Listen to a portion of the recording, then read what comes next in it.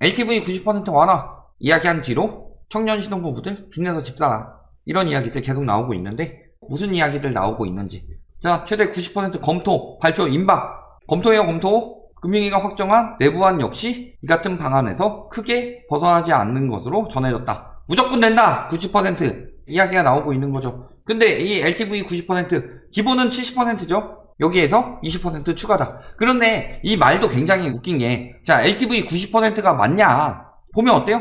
비규제 지역에서 70%를 적용하자 DSR 40% 걸리는 거 있었죠 그 다음에 집 어디 사야 돼요?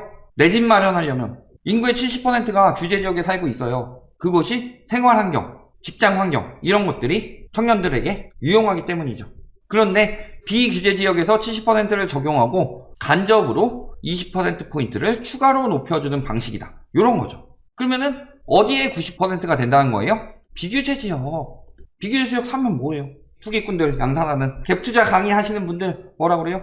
여기가 오른다 왜 올라요? 공급이 부족해서 금리가 낮아서 교통이 편리해서 오른다 말 같지도 않은 소리고 수요가 들어올 것이다 이것이 핵심이죠 왜냐면 5억의 집을 샀어요 얘가 80억까지 올랐다고 칩시다 그런데 호가는 계속 80억까지 올라갔는데 아무도 안 사요 실거래는 5억짜리만 돼 이 가격에 수요가 없는 거니까 그렇다면 부동산은 제일 중요한 게 뭐다? 수요 즉 수요가 들어오는 것이 환금성이다 환금성 자 그렇다면 투기 수요들이 어떻게 돈을 버느냐 내가 사요 추격 매수가 들어오도록 유도하죠 교통, 저금리 이런 걸로 사람들을 유도해서 나보다 비싸게 사는 사람들한테 팔고 빠지는 거예요 이것에 마지막에 투기 수요들이 빠져나오는 시기가 언제다? 이 말에 속은 실수요들이 사는 경우 그래서 2020년 그 다음에 2019년 이때 영끌이란 말이 굉장히 많이 나왔었죠 그리고 2020년에는 패닉바잉이란 말이 많이 나왔었죠 왜? 실수요들이 받아줄 차례다 오를 만큼 올랐으니까 돈 번다는데 하고 들어온 투기 수요들 말고 진짜 투기 수요들은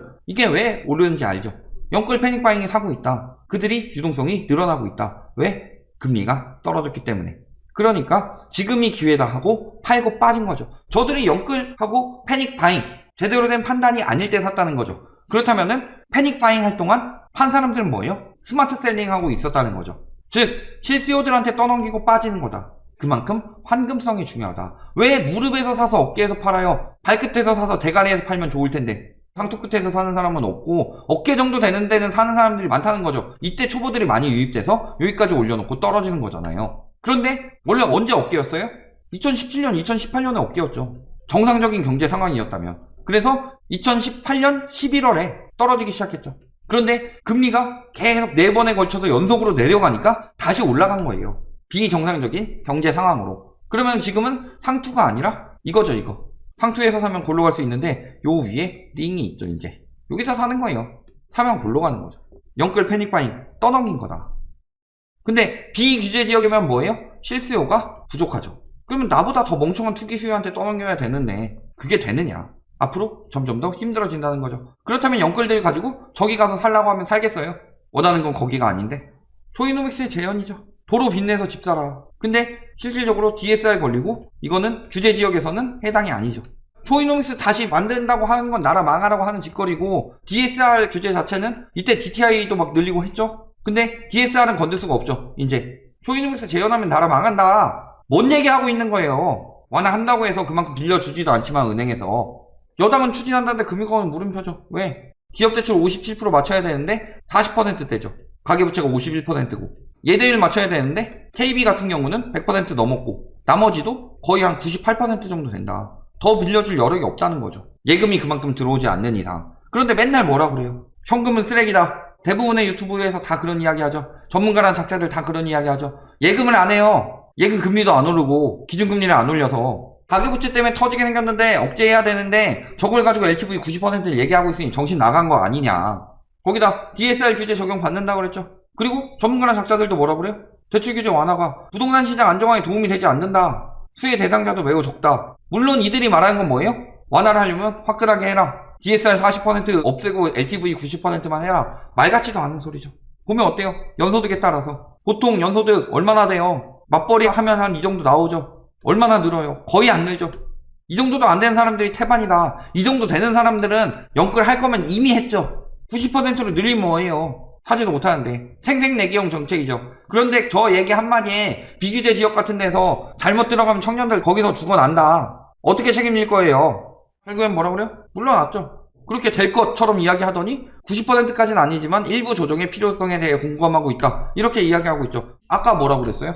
확대하는 방안을 들여다보고 있고 이 같은 방안에서 크게 벗어나지 않은 것. 언론이 언론했어요. 또 되긴 뭘대. 그러니까 이제 다른 얘기하고 있죠. 저거 안 될 것 같으니까. 왜 갑자기 누구나 집 이야기가 또 나왔냐. 처음부터 이게 더 핵심이었으면 LTV 완화보다 요거 먼저 얘기했겠죠. 그러니까 이제 와서 또 민심 살려고 그러면 6%에 집 살 수 있다. 6%에 사는 것도 아니에요. 집값 6%로 내 집 마련 돼요? 6%는 임차 형식으로 사는 거죠. 근데 이렇게 이야기해놓고서 6%로 살 수 있다. 그렇다면은 LTV 90%보다 효과를 더 볼 수도 있겠죠. LTV 94%짜리인데. 지금 중요한 게 이게 아니죠. 그게 팔면은 차익이 나요? 안 나죠. 그러니까 그 집으로 다른 데로 이사를 못 가죠. 핵심은 뭐예요? 안정된 가격에서 내가 집을 살다가 이사를 갈 때 요즘 그런 이야기 나와요. 9억 이상 양도세 많이 내서 집 이사 가는데 같은 집 평형으로 이사를 못 간다. 그렇다면 문제는 뭐예요? 집을 다 9억 이하로 낮춰야죠. 문제는 올라간 집값이지 세금 제도가 문제가 아닌 거죠. 왜 종부세 기준을 공시가격 9억 기준으로 놓았냐. 그 이상 올라가면은 거품 위험이라는 거죠. 지금 보면 6%를 내면 임대로만 거주할 수 있게 된다. 10%를 낼 경우 최초 분양가에 집을 매입할 수 있다. 근데 6%에서 집 산다 이런 식으로 이야기하고 있죠. 그리고 이 누구나 집 프로젝트 같은 경우는 엄청나게 띄워주는 것처럼 이야기하죠. 왜 이런 건 띄워줄까요?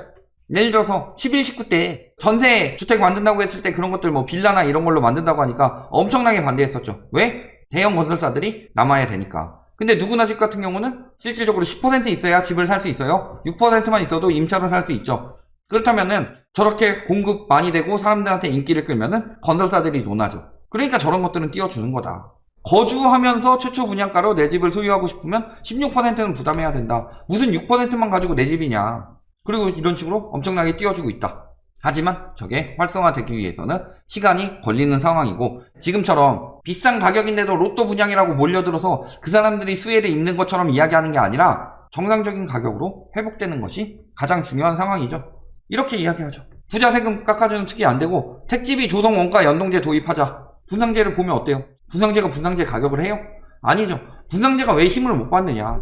퇴임했으니까 이야기해봅시다. 변창흠 장관이 망가뜨려놨죠. 왜 변창흠 장관을 언론에서 엄청나게 빨아주느냐. 건설사들 논하는 대책했으니까. 그래서 이사 대책만이 효과를 보고 있고 제일 효과 본 장관이다 얘기하고 있는데 사실은 반대죠. 분양가 상한제에서 갑자기 잠깐 바뀌더니 확 올라가 버렸죠. 그게 문제였죠. 분양 기다리던 사람들도 분양가 너무 비싸다. 못하겠는데? 이런 마음이 나오는 거잖아요. 택지비 조성 원가 연동제를 도입을 해야 된다. 5억 원 미만으로 싸게 공급하면은 누가 지금 집을 사요? 30만 6천 호가 나오는데 신도시만 그렇겠어요? 택지지구는 비싸게 되겠어요? 건설사 이익이 확 줄겠죠. 그동안 엄청나게 처먹었던 것들. 그리고 반대로 서민들은 싸게 내 집을 마련할 수 있다. 그렇다면 어떻게 돼요? 싸게 내 집 마련이 가능한데 누가 지금 비싼 돈을 주고 지어진 집을 사느냐.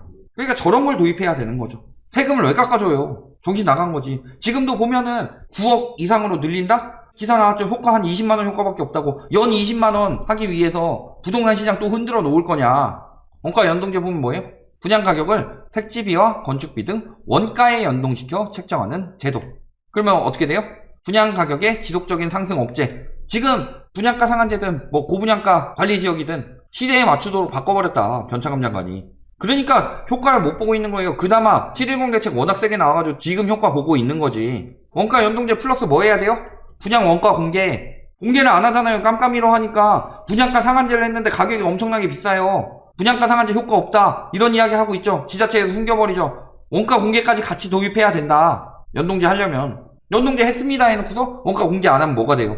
지금 분양가 상한제가 분양가 상한제처럼 제대로 발의가 안 되니까 이러고 있는 거죠. 분상제가 건설사를 억제하는 게 집값 안정에 가장 큰 도움이 되었다. 그러니까 공급 부족 수요 과잉 이딴 개소리에 넘어가지 말고 그래프로 보면 나와 있다. 분양가 상한제를 억제했을 때가 집값이 안정되었다. 공공택지지구 전면 시행 도입되면 분양가가 30%가량 낮아질 것. 2005년에 원가 연동제하고 분양가 상한제 하고 나서 조금 더 올르다가 금방 안정됐죠. 금융위기가 2006년부터 시작됐죠. 그러니까 2005년 이것 때문이 아니라 금융위기 때문에 떨어졌다. 말 같지도 않은 소리. 그러면은 빨리 올랐어야죠. 잠깐 떨어졌다가. 왜 근데 잠깐 떨어졌다가 다시 올랐다가 다시 뚝 떨어져요. 확실히 가야 된다. 그럼에도 불구하고 저 말 한마디에 모든 게 담겨 있어요. 내 집 마련 타이밍은 바로 지금이다. 투자 목적의 같은 경우는 타이밍을 잡는 게 맞지만 내 집 마련의 경우는 고민할 필요가 없다. 단기 시세 차익 목적으로 접근하지 않길 바란다. 즉 투자는 안 되는데 내 집은 사라. 투자 안 된다는 건 지금 집값이 고점이라는 거죠. 고점이면 뭐예요? 조정된다는 거죠. 그러면은 투기꾼들이 팔 것을 실수요들이 사라. 이 얘기죠. 집을 사는 사람은 최소 10년 후에 이사를 하게 되는데 10년 뒤엔 더 오를 거야. 이 얘기죠. 쉽게 얘기해서. 근데 간단하게 생각해 봅시다. 10년 뒤에 저점에서 사서 저점에서 이사하는 사람이랑 고점에서 사서 고점에서 이사하는 사람, 요때 한 10억 하고 요때 한 5억 갑시다. 자, 그러면은 연봉이 5천만 원이다. 그러면은 연봉 10년치를 가지고 사는 거죠.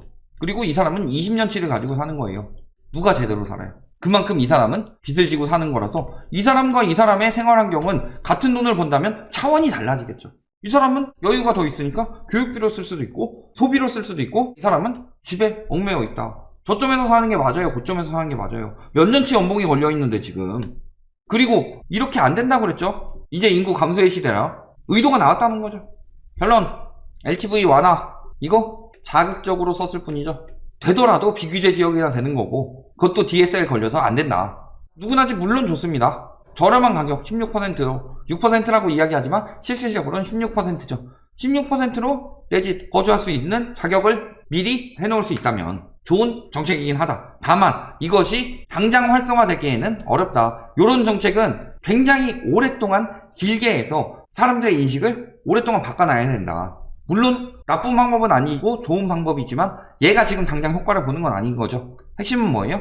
집값 떨어지는 거고, 지금 그럴 기미들이 나오고 있는데 내 집 마련은 당장 해라. 지금 내 집 마련 하라고 하는 인간들 보면은 이제 슬슬 말 바꿔요. 투자는 할 때 아니다. 내 집 마련은 해라. 왜 이런 이야기를 하느냐? 내 집 마련은 그 사람이 다시 내 고객이 될 가능성이 굉장히 적죠.